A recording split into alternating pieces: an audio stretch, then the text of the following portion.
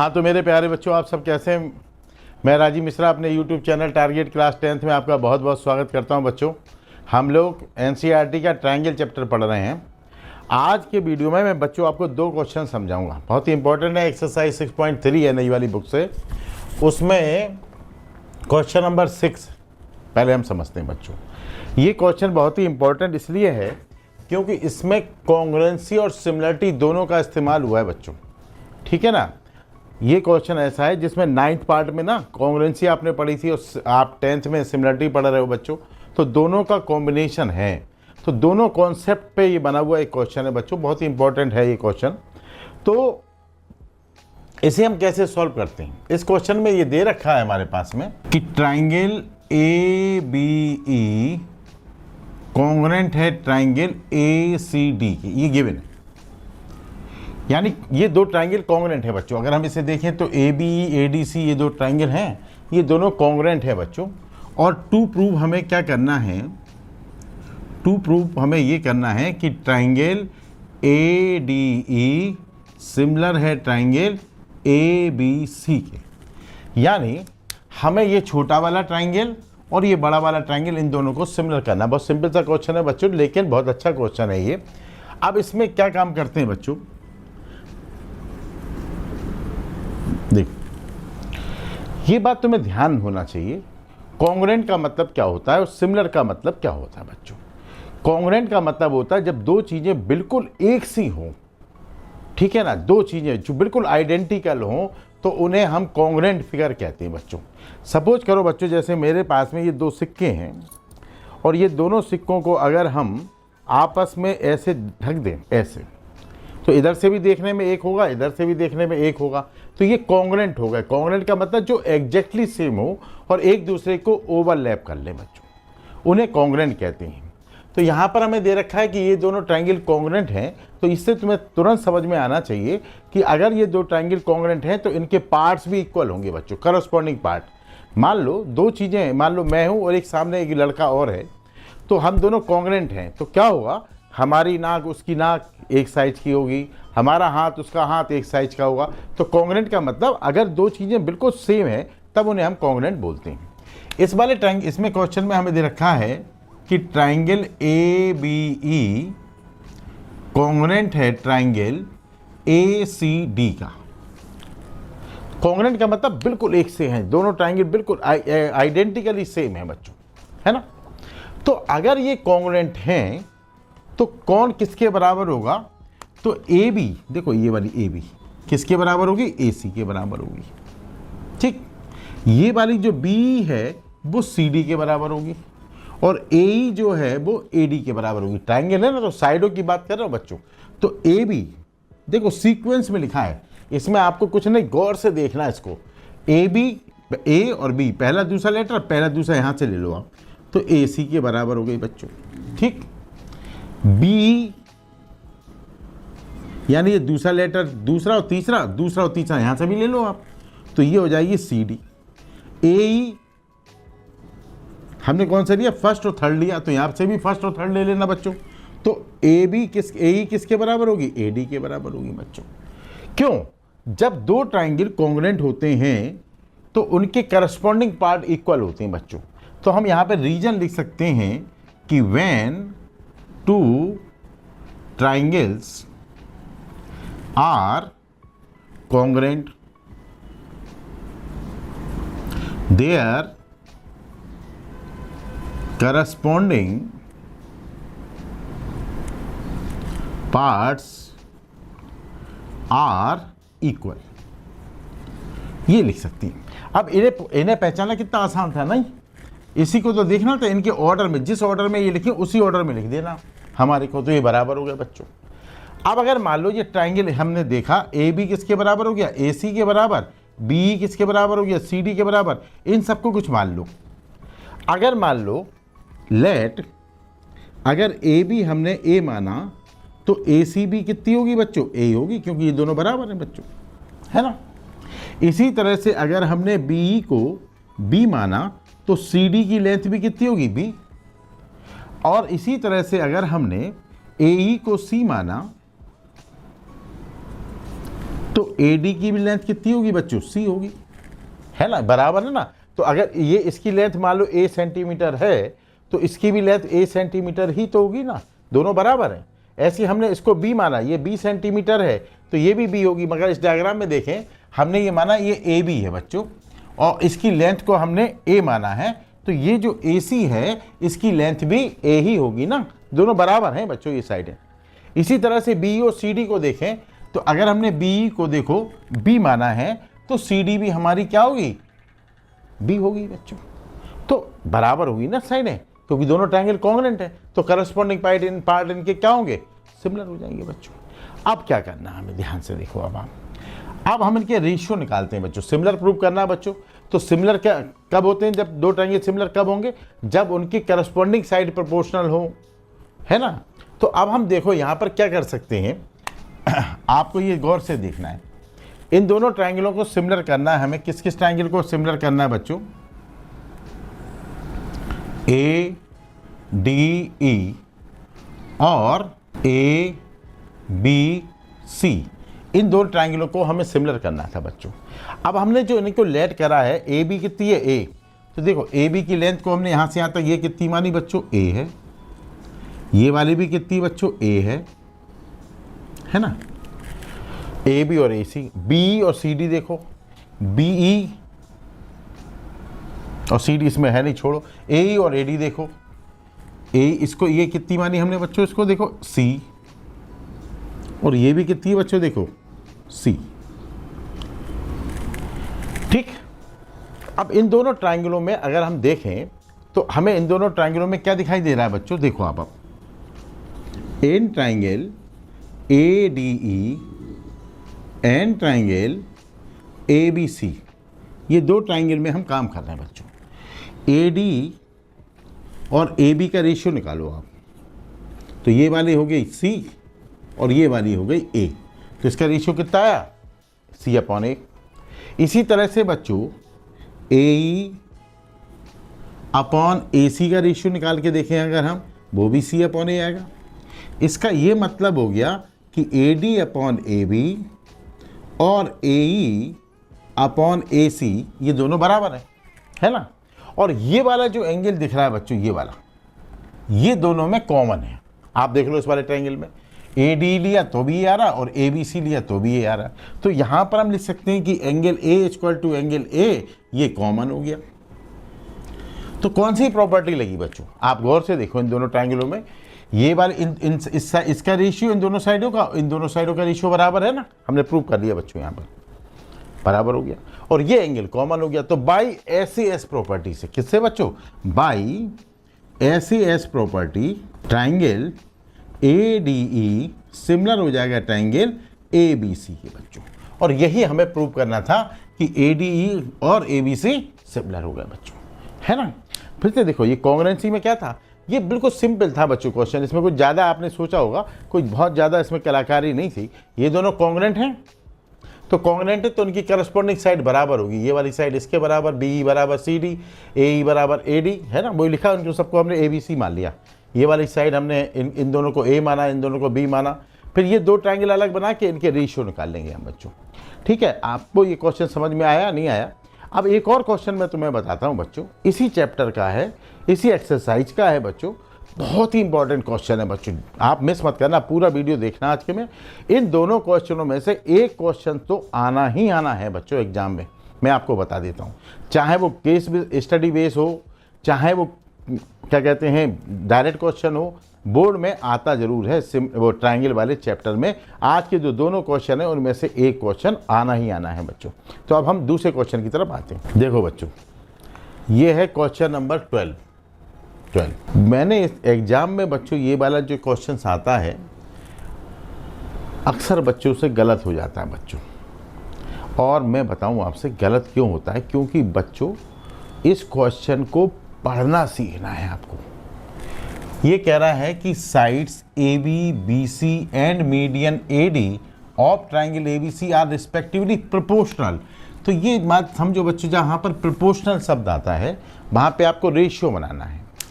उसके बाद इसमें एक और चीज़ लिखी होती है रिस्पेक्टिवली, ये रिस्पेक्टिवली का मतलब होता है जिस ऑर्डर में ये हैं उसी ऑर्डर में इन्हें, ये भी इनका ऑर्डर सही है, मतलब इन दोनों का ऑर्डर सेम है बच्चों।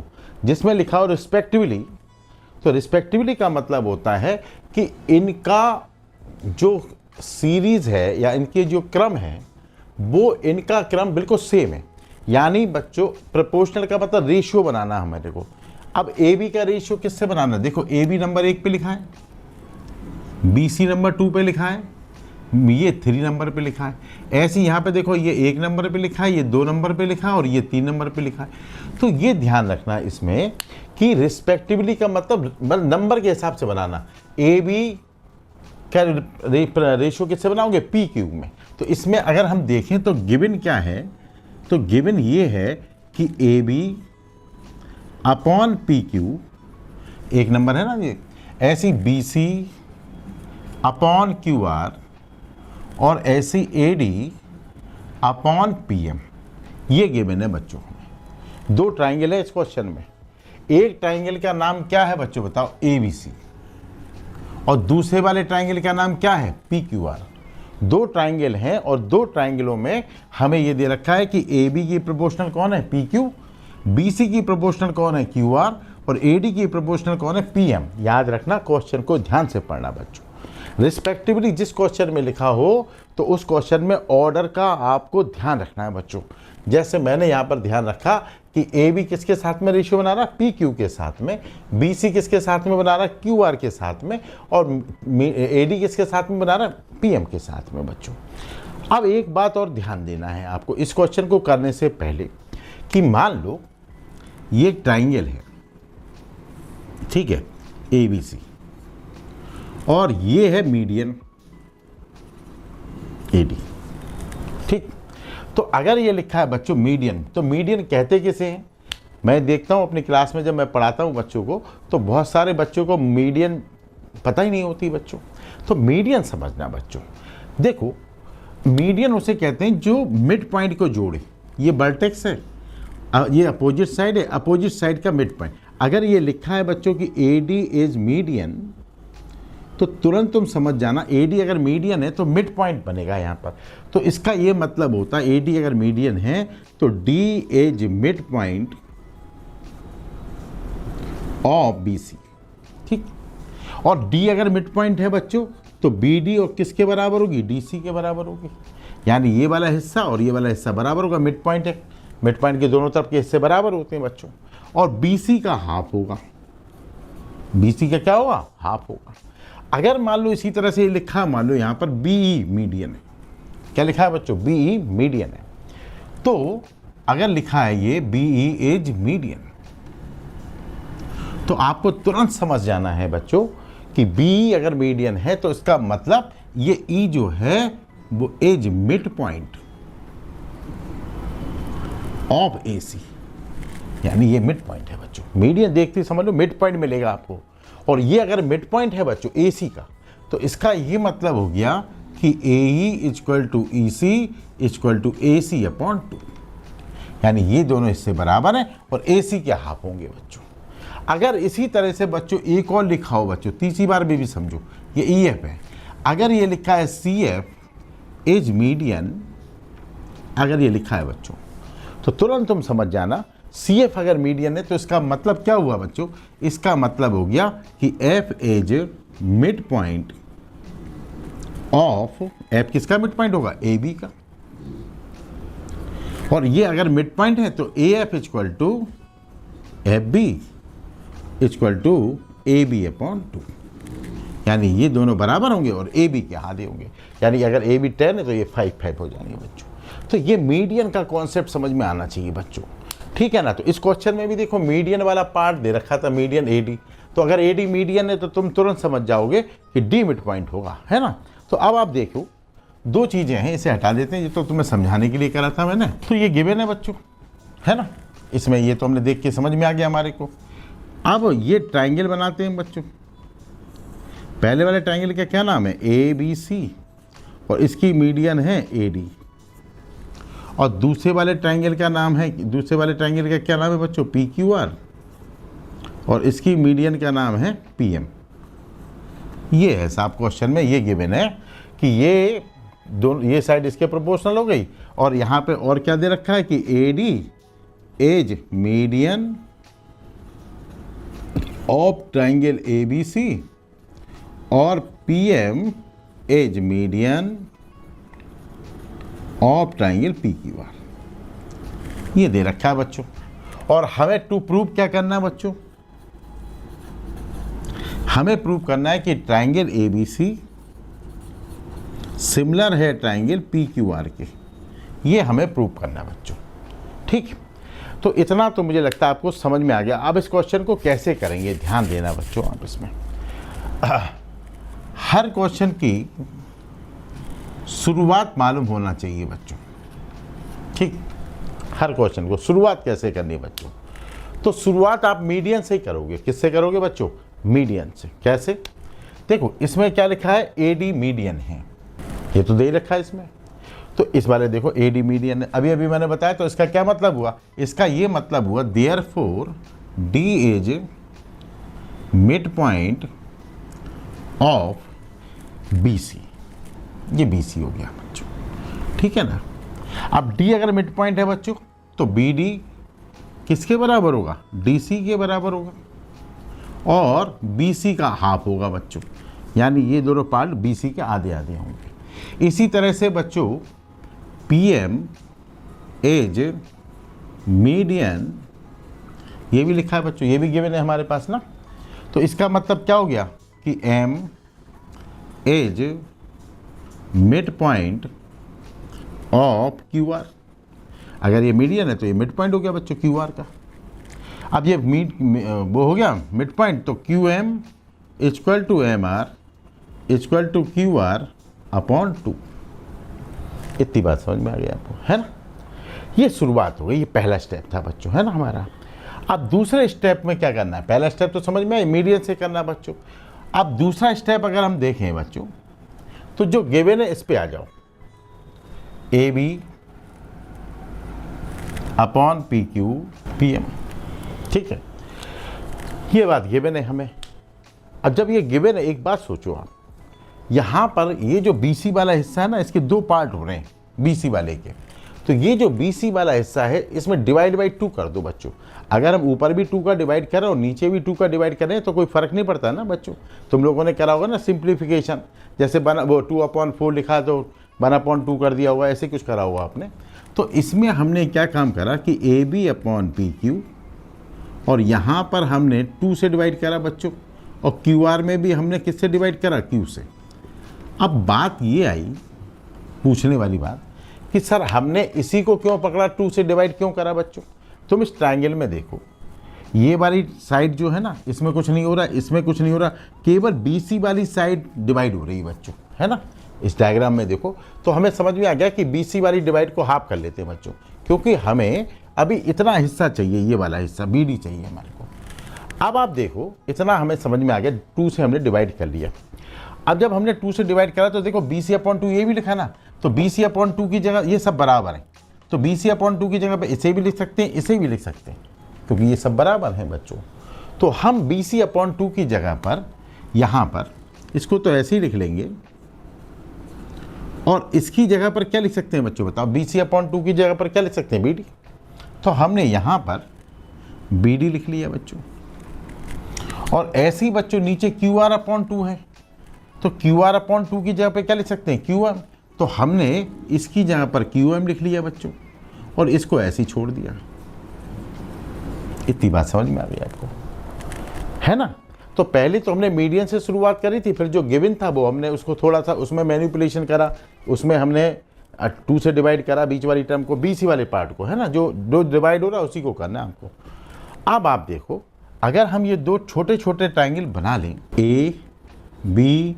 ABDPQM, अगर ये दोनों ट्राइंगल बना ले बच्चों, तो यहाँ पर देखो AB की प्रोपोर्शनल क्या है, PQ, BD की प्रोपोर्शनल क्या हो गई, QM, और AD की प्रोपोर्शनल क्या हो गई बच्चों, PM। बोल हो गई नहीं हो गई। तो ये दोनों ट्राइंगल SSS रूल से सिमिलर हो जाएंगे। क्या हो जाएंगे बच्चों, सिमिलर हो जाएंगे। तो इन ट्राइंगल हम किस किस में काम कर रहे हैं बच्चों, तो मैं इधर आता हूँ बच्चों। In triangle A B D में और ट्राइंगल पी क्यू एम में देखो आप क्या देखा आपने कि ए बी की प्रोपोर्शनल है B P Q, B D की प्रोपोर्शनल है क्यू एम और ए डी की प्रोपोर्शनल है पी एम बच्चों, है ना। ये हमने प्रूव करा बच्चों, चेक कर लिया हमने बच्चों से ट्राइंगल में ना। तो by S S S rule, अगर एस एस एस रूल ले लें तो triangle A B D similar हो जाएगा ट्राइंगल पी क्यू एम के। तो ये दोनों ट्राइंगल सिमिलर हो गए बच्चों, है ना। अब हमें तो सिमिलर करने बड़े वाले बच्चों।